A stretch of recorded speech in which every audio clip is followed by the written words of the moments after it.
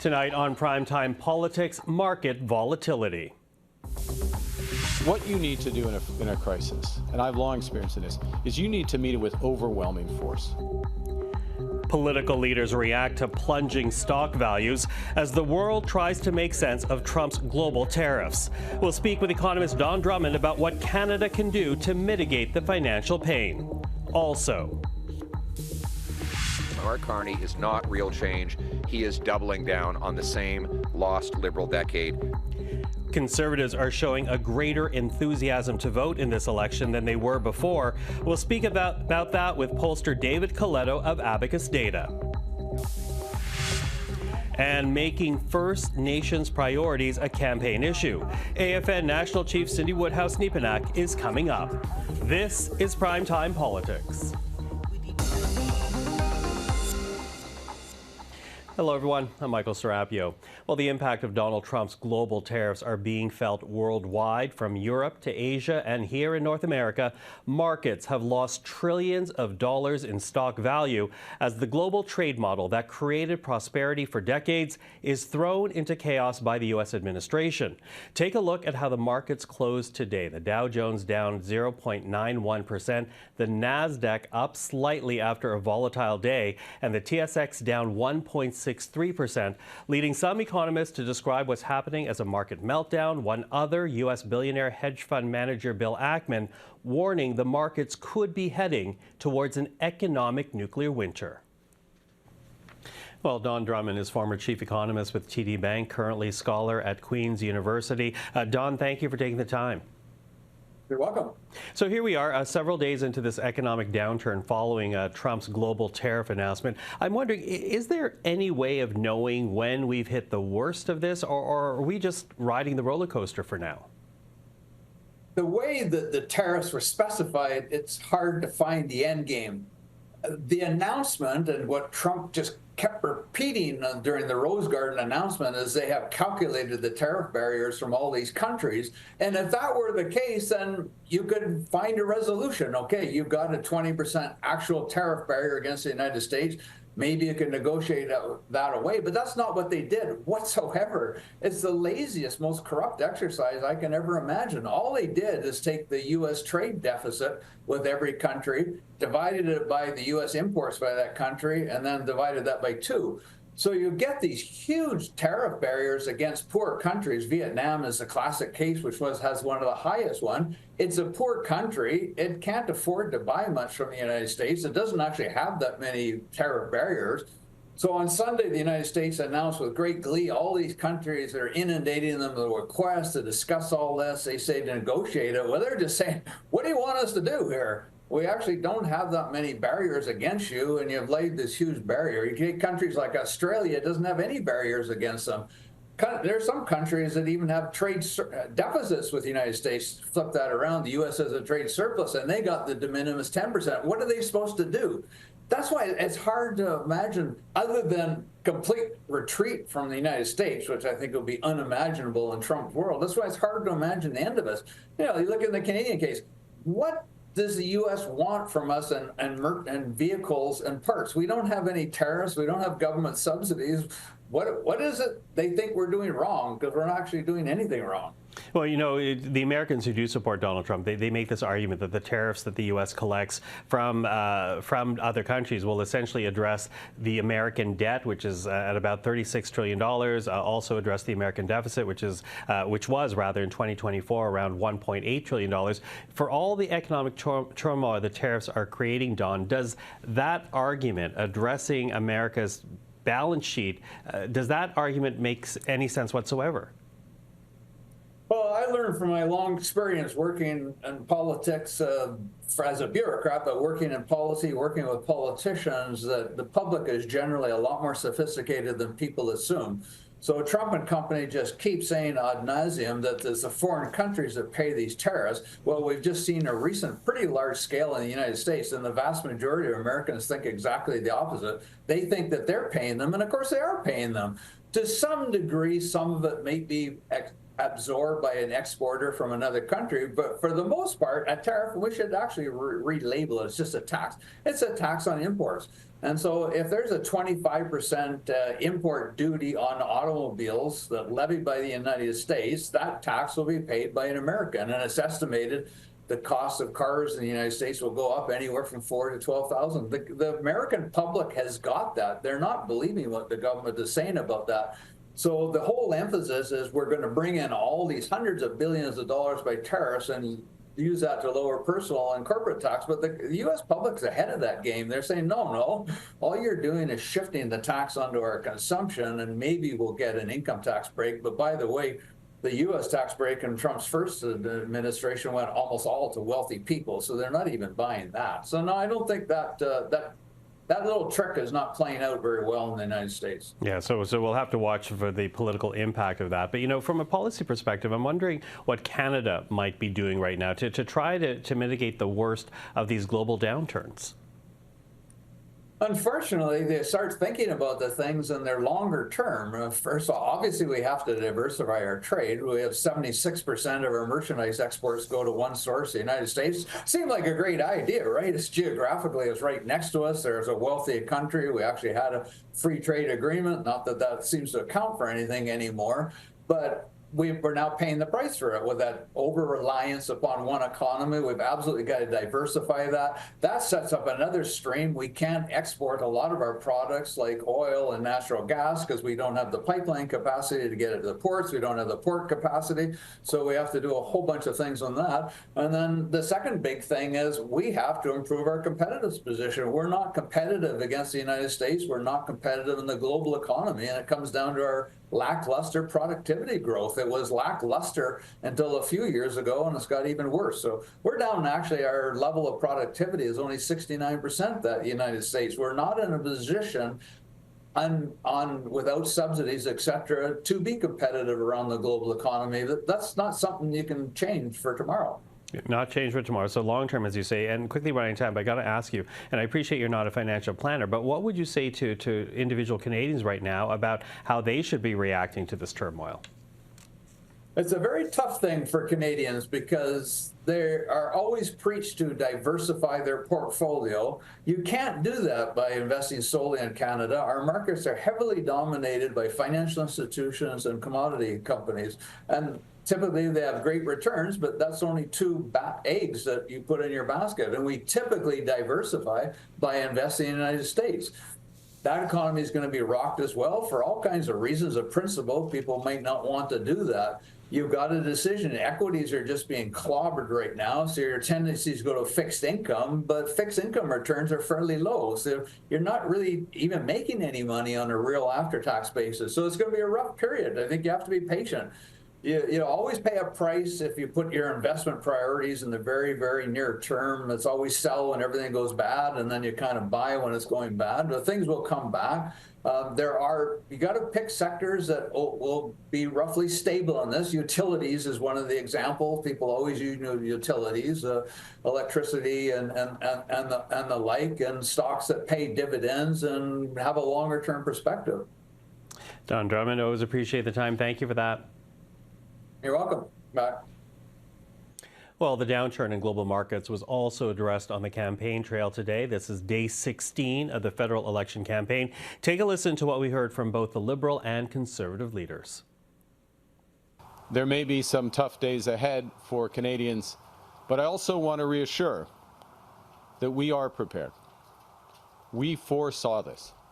And borrowing on my experience helping to guide Canada through the 2008 financial crisis and helping the United Kingdom weather the impacts of Brexit, we have been taking steps and we are continuing to take steps to protect Canadians. We have to acknowledge that this chaos is the direct result of wrong-headed, unnecessary, chaotic policies coming from President Trump. These tariffs are a massive distraction, and they remind us why it was such a mistake for the Liberals to make us so dependent on the Americans over the lost Liberal decade.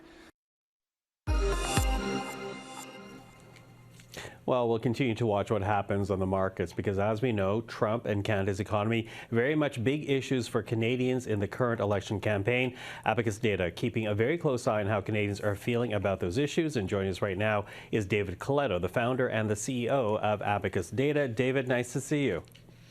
Good to see you, Michael. Thanks for having me. Very happy to. Listen, so here we are, day 16 of this campaign. And when it comes to your numbers, you know, the race doesn't seem to have changed very much since the last time we spoke. So let's begin there with the national numbers. How are things looking right now? Well, they're looking exactly as we spoke last time. We've got a tie at the national level, 39 for the Liberals, 39 for the Conservatives, and the NDP at 11 with the Bloc at 6%. And this is almost exactly what we had last time, no change in those top three parties. And I think it's reflective of not a lot of change happening in the underlying numbers, but still putting the Liberals in a place where they're still the favorites right now. Despite a tie nationally, they're doing well enough in some regions that it would lead to them winning more seats and maybe even a majority, despite tied at the popular vote level. Yeah, and as you've told us before, the Liberal vote being that much more efficient in terms of seat count. But, you know, if the top line is not changing that much, I found it interesting that you do note two shifts when it comes to the regions, one in Ontario, the other in Quebec. What's happening in those provinces that essentially could affect the campaign? Well, what we're seeing in Ontario is the Liberal lead growing. It's now up to 6 points. A lot of that is happening in vote-rich GTA, which is really important, I think, for both parties, the Conservative, well, all parties, but particularly the Conservatives and Liberals. And that's a big factor. If the Liberals continue to grow that support, that's a ton of seats that they're going to hold and maybe even pick up a few. And then in Quebec, I think the Liberal majority is right now, you know, going through that province, that we see the Bloc coming down. We actually have the Bloc and the Conservatives tied for second with the Liberals ahead by 10. And so Quebec is really the place where I think the Liberals are looking and saying, we can win a big majority government if we can do something we didn't think was possible just a few months ago. And that's, you know, run up the numbers in Quebec and pick up seats where the Bloc currently hold right now. Okay, so slight shifts in Ontario and Quebec that you're watching out for and sharing with us, so thank you for that. But listen, you're also looking at some other factors that could influence the race here, and I want to begin here with voter enthusiasm. We have a graphic to show you on that. How does this help your understanding of what's happening in the race? Well, we know that no one has to vote, and not everyone does. And so we try to keep measuring how enthusiastic are voters to actually turn out and vote. And one of the things first to note is that enthusiasm is generally higher in this election than we've seen over the last two, and that is reflective in a number of metrics we have. But for the first time in this campaign, Michael, we now have the Conservative supporters being more likely to say they're definitely going to be voting than Liberals, and that's giving them a slight advantage, right? We had seen for the last number of weeks, even leading into this campaign, that Liberal supporters were the most engaged. Liberal supporters were saying they were more likely to vote, which had been a complete flip over what we'd seen over the last few years. But I think one of the effects of this campaign might be that those Conservative voters are getting re-engaged. Maybe it's seeing some of the turnout at some of these events for Mr. Poilievre, maybe signaling a return of enthusiasm. It's no big advantage for the Conservatives, but it's enough that if you're a Conservative supporter and a Conservative campaign, you're feeling better about, because at least your voters now are perhaps re-engaging in this campaign in a way they weren't before. Yeah, perhaps re-engaging, as you say, and a slight advantage. Although another board that's interesting is the preferred candidate for Prime Minister. Let's take a look at that. Tell us about your interpretation of the numbers here. Well, you know, if Mark Carney as Liberal leader and Pierre Poilievre were tied on vote intention, Mark Carney is still ahead. When we ask people, who would you prefer to be Prime Minister after this election, he's ahead by 5 points over Pierre Poilievre. That has not changed since, you know, our last survey, but it's still a reflection of the advantage that Mark Carney personally has in this race. He's the more popular leader. He's leading on some of the key attributes that I think are important to voters' choices. And so it's leading more people at least, to say he would be their preferred choice at the end of this campaign to be Prime Minister. And that's still a strong place to be, and oftentimes is a leading indicator to how then somebody's going to vote. So it's something we're going to continue to watch. Okay, and in terms of where the parties might look for additional votes, because as you say, static but some movement, you know, if you dig into the numbers. But if a party's looking for additional votes, we do have this board tied to the preferred Prime Minister. What do these numbers tell you? Well, they tell us, for example, that there are many New Democrats who right now say they would vote NDP, who are actually saying, well, I think Mark Carney might make the better prime minister. I prefer him over Pierre Poilievre. And so as this campaign goes on and perceptions of both the competitiveness of the race, who's likely to win or lose, start to firm up in people's minds, this data gives us insight into where there's still growth. Particularly for the Liberals. I still don't think they've peaked. I still think there's lots of voters out there open to voting Liberal who haven't yet converted to it. And Mark Carney is really the asset that might pull some of them. So this data really gives us insight into that push and pull around leadership that may not have converted voters yet, but still could as this campaign goes on. Okay, and here we are, the third week of the campaign. What are you watching out for right now? Well, I'm still watching. We don't know yet the full effect of last week's Liberation Day from the president in the U.S. And I think we still need to see how are Canadians reacting to it. Certainly, the drop in the markets and the upheaval of a whole bunch of things is creating more anxiety. Politically, who benefits from that, who gets harmed, I don't think we know yet, but that's what I'm going to be watching for this week. Okay, David, I always appreciate the time. Thank you for this. Thanks, Michael. Okay, well, let's open up the campaign notebook for this Monday, beginning today with the federal watchdog that looks out for potential election threats. The Site Task Force reporting today that the WeChat app from China PRC is trying to shape public opinion about Liberal leader Mark Carney. That effort is being carried out by the app's most popular news account, an account that has links to the Chinese Communist Party. The content of this information operation contains story about the Prime Minister, Liberal Party of Canada leader, and candidate in Nepean, Mark Carney. This content has been amplified in a coordinated and inauthentic way. This information operation had contrasting positive and negative narratives, first amplifying Mr. Carney's stance with the United States, and then targeting his experience and credentials.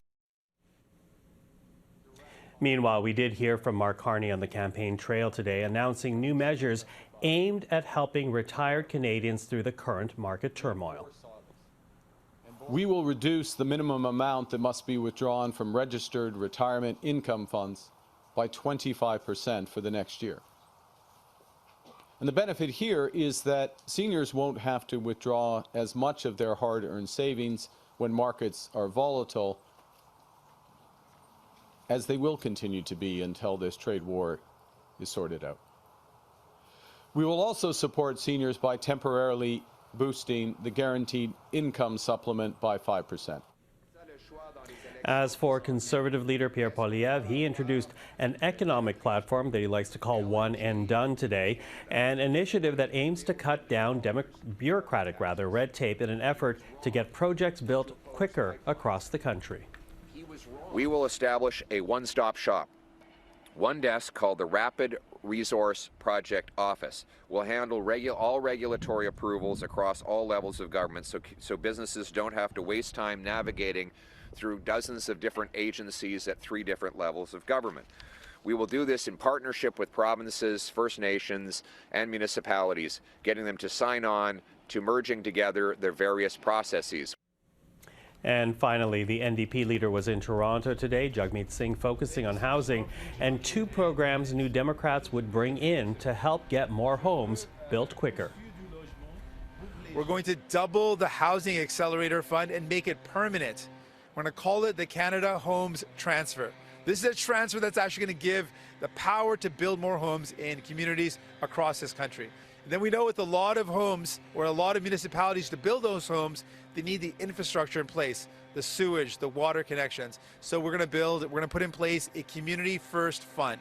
This Community First Fund is a fund that's going to support the building of the infrastructure needed to build these homes. Well, we also heard the Liberal leader pledge today his commitment to clean drinking water for First Nations communities in this country. And that issue is just one of many that's been raised by the Assembly of First Nations in this campaign.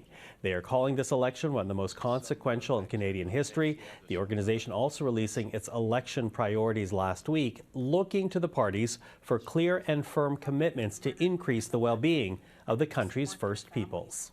maybe people don't know this. Well, Cindy Woodhouse-Nipanak is the Nationals Chief of the Assembly of First Nations. Chief, thank you for taking the time. Thanks for having us. So listen, the AFN released its election priorities last week. You highlight economic reconciliation, children and families, fulfilling the calls to action from both the TRC and the Missing and Murdered Indigenous Women and Girls Commission, also community safety and security. You know, how have the parties responded to these priorities? I'm wondering if you've been encouraged or discouraged by the amount of attention your priorities are getting. Look, we've released it just a few days ago, and we had sent it to all the political leaders in this country, hoping and making sure, and we'll be sending another note today to make sure that all their candidates have a read at our document. We'll also be hosting a series of discussions with each of the leaders. You know, Elizabeth May had confirmed, and, you know, the other leaders are confirming as we speak.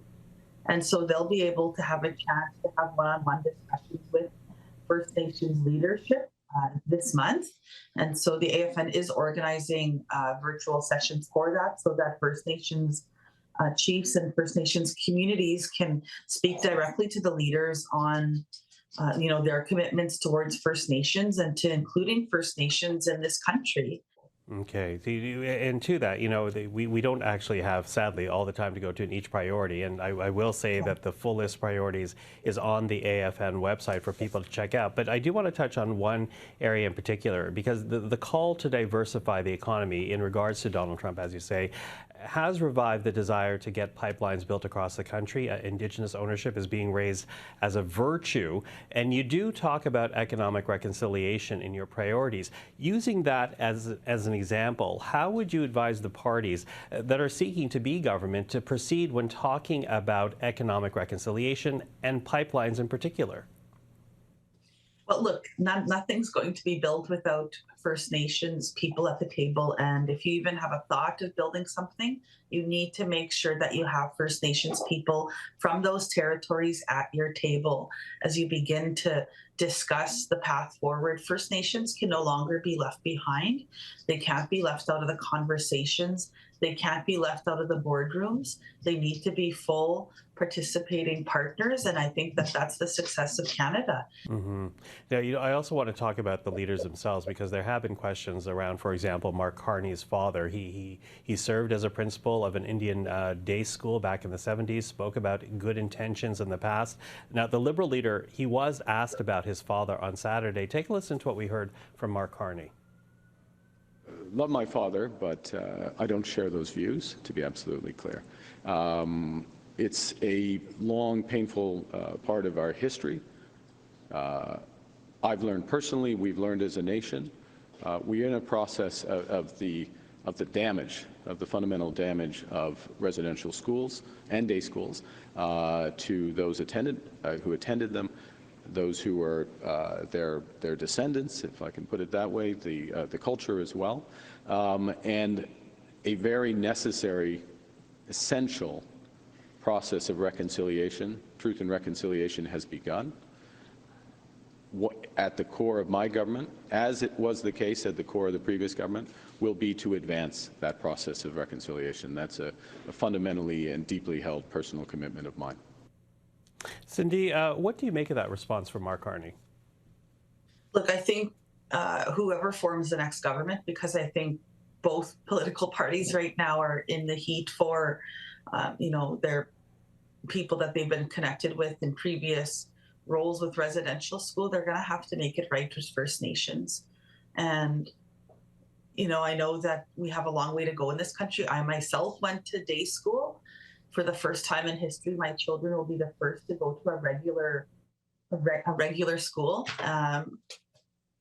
But it's painful when we talk about the past at the same time as we move forward, making sure that, like I say, First Nations as full participants at tables around this country. When provinces and the feds meet, you cannot leave out First Nations anymore, because the history can't be whitewashed off.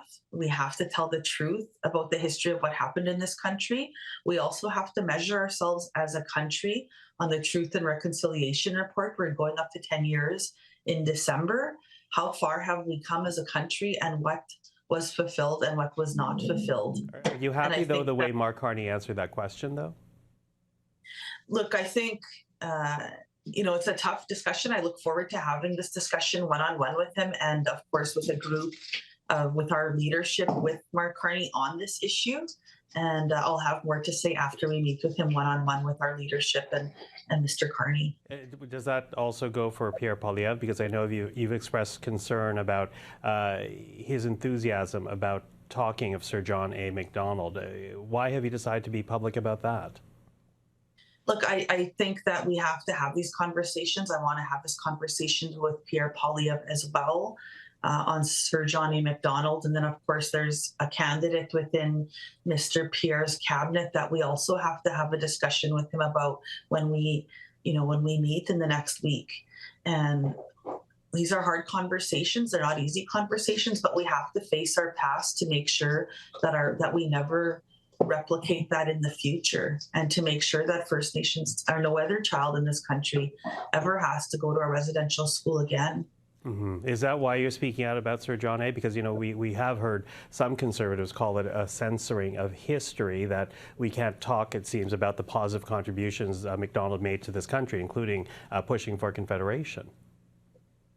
Well, you know what? He's also hurt a lot. He's hurt a generation of people, including, every single First Nations family was affected by Indian day school or Indian residential school. Every single family. And so when it comes to my people, it's hurtful.